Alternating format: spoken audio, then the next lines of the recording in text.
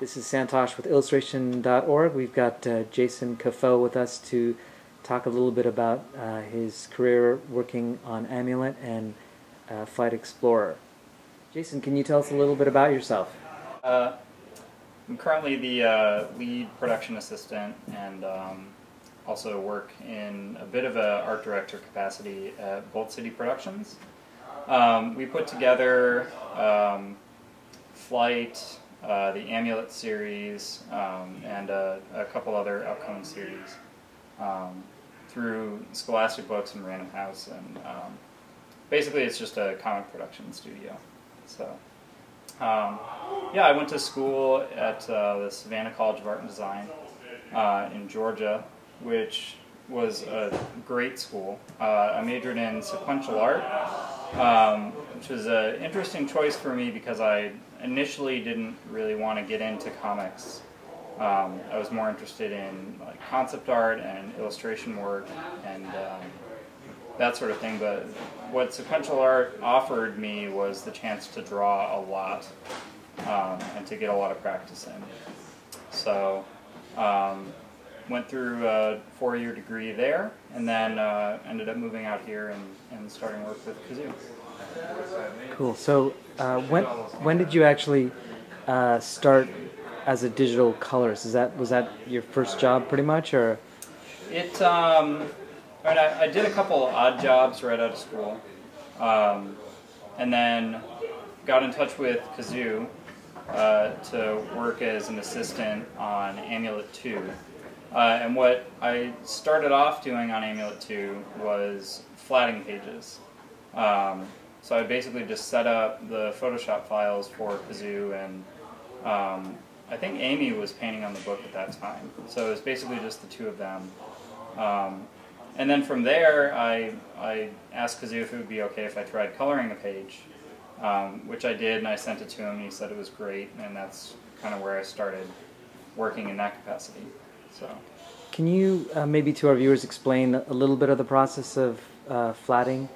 Yeah, flatting is essentially setting up the file for the colorist. So what we do is we put in flat colors to separate out different layers of the composition. So we'll have the characters on one layer in Photoshop, and we'll set up the background elements on another layer, so it makes it easier when we actually start painting to kind of switch between those elements and work on each piece of the page separately.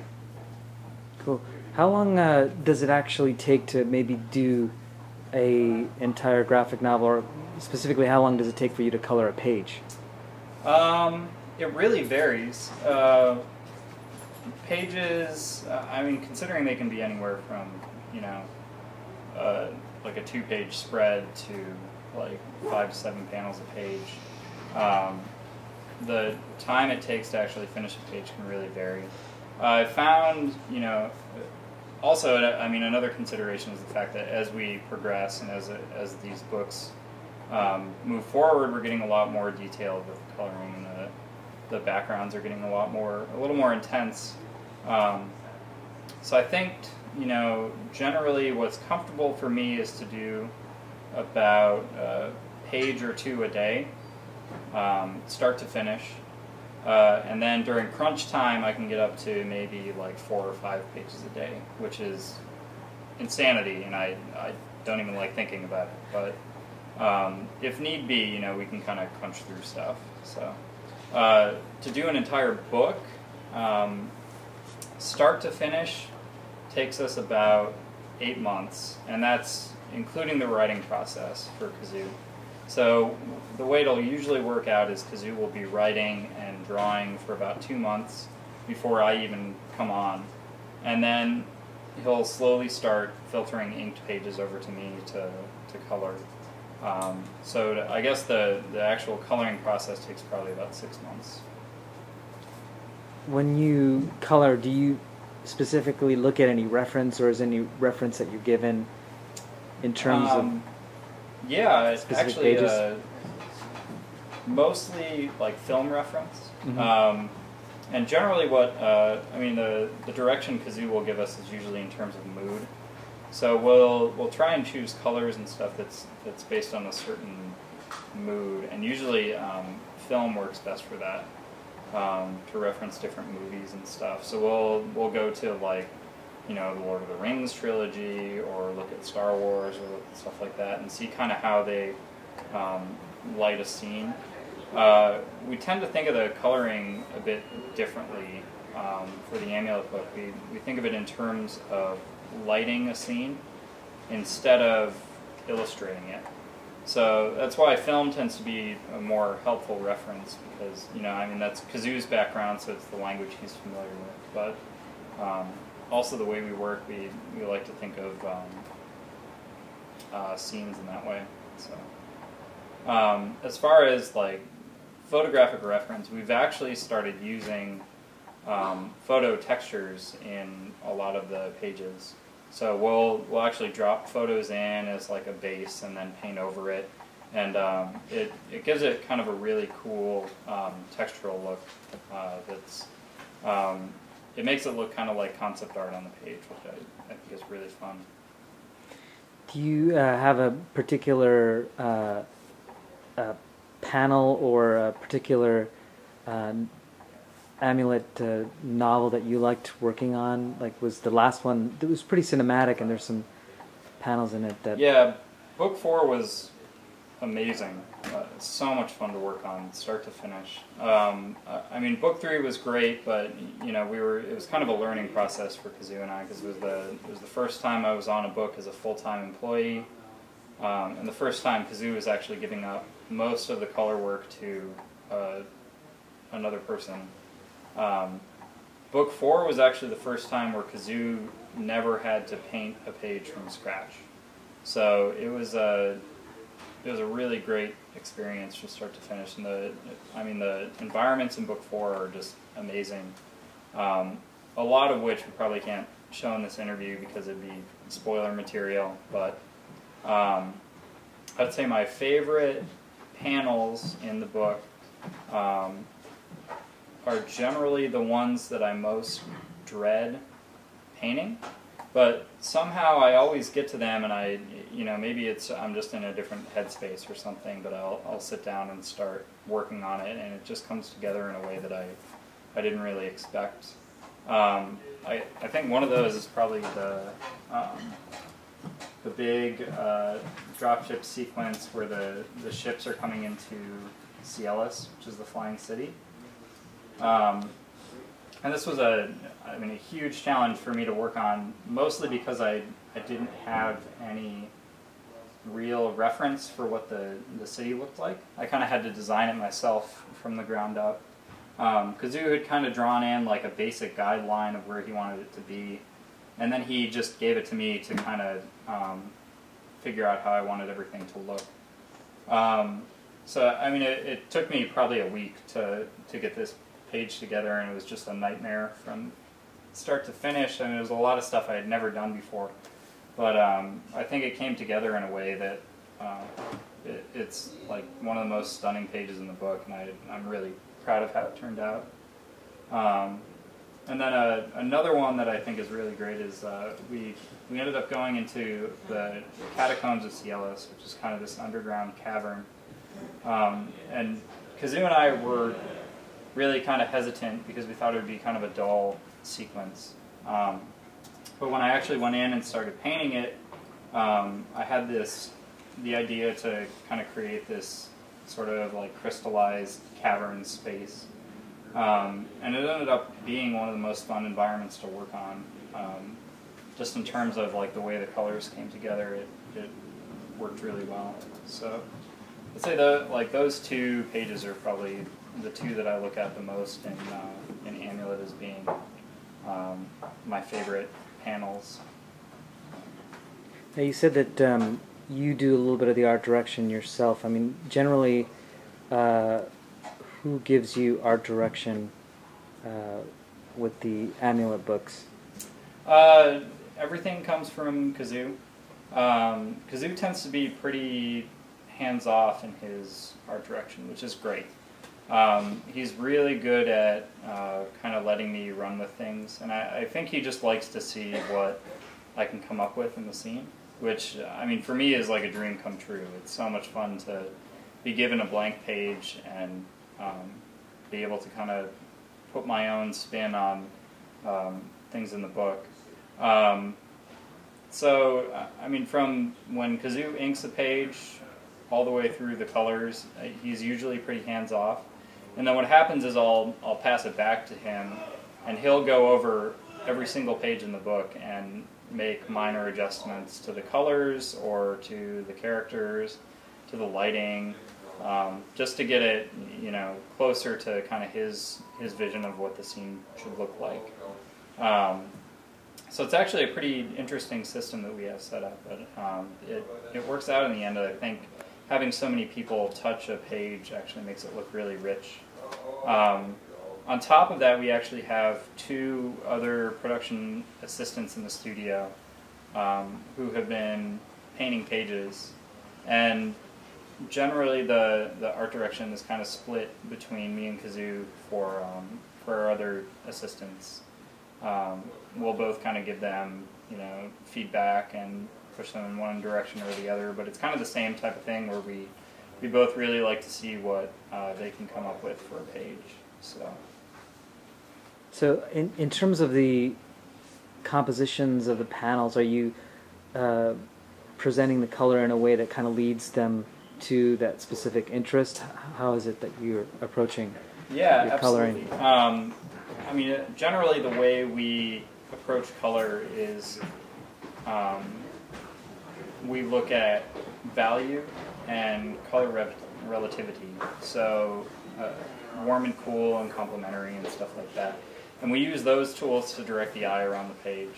The most important thing in a page is always going to be silhouette and readability. Making sure the character silhouettes read right off the bat, and most importantly, making sure the character faces read right off the bat. So it's actually a difficult balance between like trying not to get too rendered on the character faces and characters, just to make sure that they read as icons on the page. So I mean, as a colorist, it's basically a push and pull for me. I kind of try and add background elements, but I never want to take the focus away from the characters in the scene. Which, you know, of course, it's easy to forget that rule a lot of the time, but it's also really rewarding to be able to sit down and read the book and feel like, you know, the colors accent a scene instead of dominate it. So. Over the last couple of years, obviously, I'm sure you've learned a lot from doing it, and also from some of your colleagues as well as Kazu. Is there any tips that you can share to our viewers about coloring that you would find helpful? Yeah, a lot of times when I was first starting out, color just seemed like completely mysterious and like absolutely beyond my grasp. One of the best things that Kazu taught me was to break it down into very simple elements, which, you know, as I mentioned before, is basically just breaking it down into value and how the colors relate to each other. Value should always be your first consideration when you're looking at colors, and trying to set up how the values relate to one another in the scene. And then you can move into setting up like warm and cool balance and all of that kind of more complicated stuff. But I mean, as long as you keep, you know, kind of the fundamental rules of, you know, making sure your values read, and then making sure the colors complement each other, like there's a warm and cool balance, or you have complements in there. I think you're off to a good start. So. What, in terms of your coloring, what influences have you had, or are your influences? Mostly concept artists. I mean, Kang Lee, who works with us in the studio here, has probably been my biggest influence all throughout my career. as well as, you know, Kazu's own work with the flight covers and his own like painting and coloring work. Aside from them, I mean, I look at a lot of movies. A lot of like Spielberg films will have really interesting lighting and color. And you know, the Star Wars films are always great for that. And then Miyazaki, of course, is always a huge influence for me in terms of, I mean, not just color, but storytelling and creating iconic characters and all of that. So Cool. Do you have any advice for somebody who wants to get into the field of coloring or concept art? What advice would you give to a student or an artist who wants to enter the field or do what you're doing?